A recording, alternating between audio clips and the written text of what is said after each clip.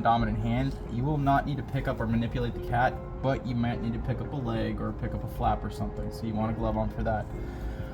Second thing, when I give you, there's going to be the same setup as all the other practicals. We're going to have the same answer sheet, but with the answer sheet, I need you to fold it in half so they fit on the tables here, okay? Because if not, they're going to get super gross. And just do me and yourself a favor and not get them gross, okay? So we're going to fold them in half, hamburger style, not hot dog style. Y'all know what I mean by that, right? Okay.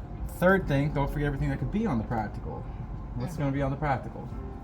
Well, very good. So we have our identification list, we have the origin insertion list. You don't need to worry about action, it's the origin insertion, and the muscle physiology packet. Don't forget about that. All the background information I covered on the board and the trends that we're supposed to see with the activity, stuff like that could be on there, okay? All right, so today we have 3 more muscle groups and we'll be done today. I'm gonna move pretty quick to give you the maximum amount of time to practice at the end. So the 3 groups we're going to do is the cervical, which are the neck muscles, the upper arm, and then the distal arm. And I'm going to save this for last because this is the biggest pain in the butt. All right, so we're going to use our scalpel today. Has anybody put on a scalpel blade before?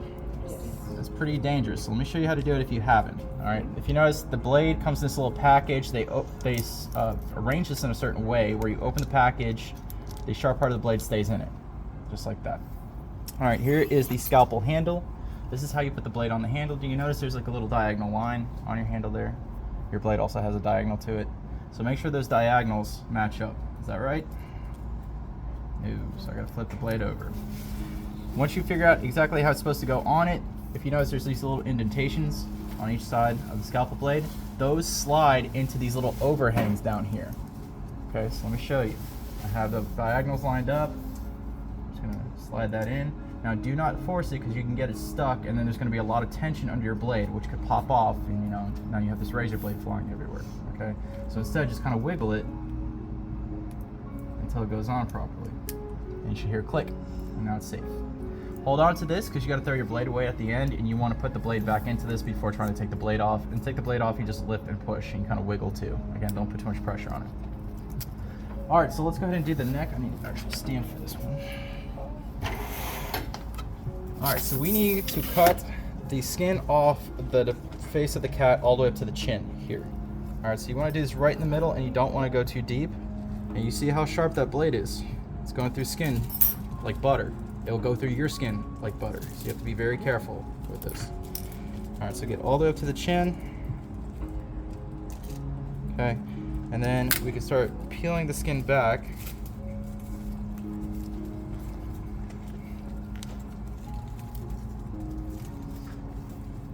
You know you went high enough.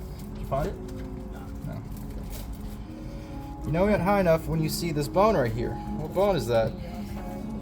That's the mandible. Very good. All right, so the first muscles that we're going to look at are hanging off the mandible. They make a little V pattern right at the body of the mandible. You guys see that? Can you hear me curve forceps, please?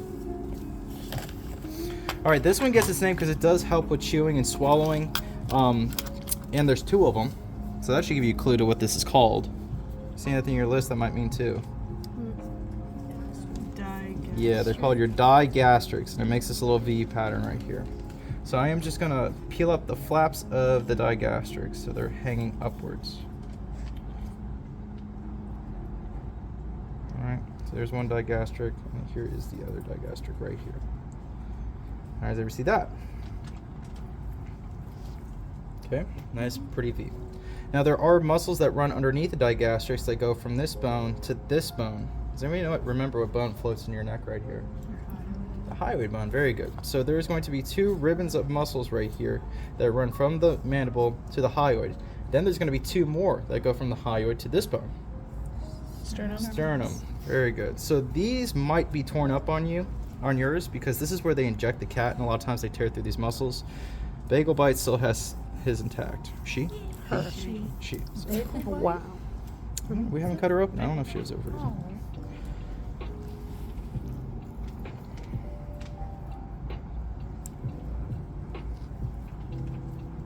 right, so here are those other 2 ribbons right here. Still pretty good intact. Yours might be gone entirely. It depends on how good of a job they did. Okay. All right, so let's talk about the names of these. I'm going to start with these down here that are going from the hyoid to the sternum. Can you find them? Sternohyoids. Very good. Sternohyoids. All All right, and while these right here are going from the hyoid to the mandible, these are called your mylohyoids. So mylohyoids are down here, up here, sternohyoids are down there. Pretty easy, right? All right, the next muscles are these big flaps off to the sides here. So we see those. These are going from the sternum all the way up to this process that hangs behind your ear. Do you remember what that process was called? Mastoid process. So guess what these muscles are called? Sternomastoids. Very good. All right, we have a muscle just like it, except ours is called a sternocleidomastoid because it has an extra attachment point. All right, but you can see yours. If you tighten up your neck, that's what you're seeing. It's right there. Okay. All right, good there? All right, the last muscle is going to be way off into the cheek. Way up there.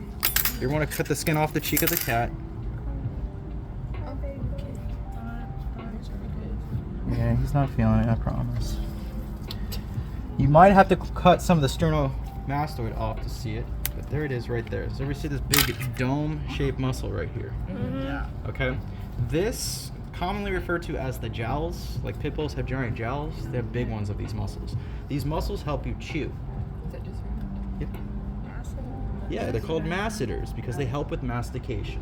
All right, so that is your masseter right there, that big dome right there. So we see that. So make sure you find that. All right, so that's it for the neck. What are these? Digastrics. What are these underneath the digastrics?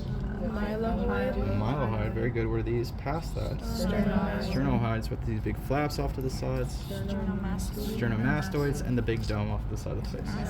Masseters. All right, let's go ahead and get that done.